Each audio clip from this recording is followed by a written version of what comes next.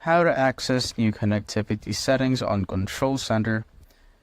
So as you can see, I am now on iOS 18 and I'm going to show you how to do or access the new connectivity settings on Control Center. So just drag down to the top right corner of your screen to reveal the Control Center, and just simply tap and hold on the plus icon right here on the top left corner.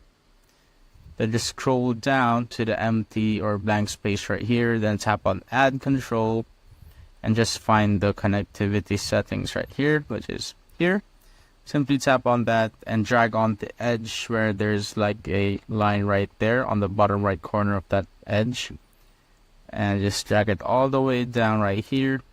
And as you can see, I have my connectivity settings right here, and it's not like in a folder, it's just all right there.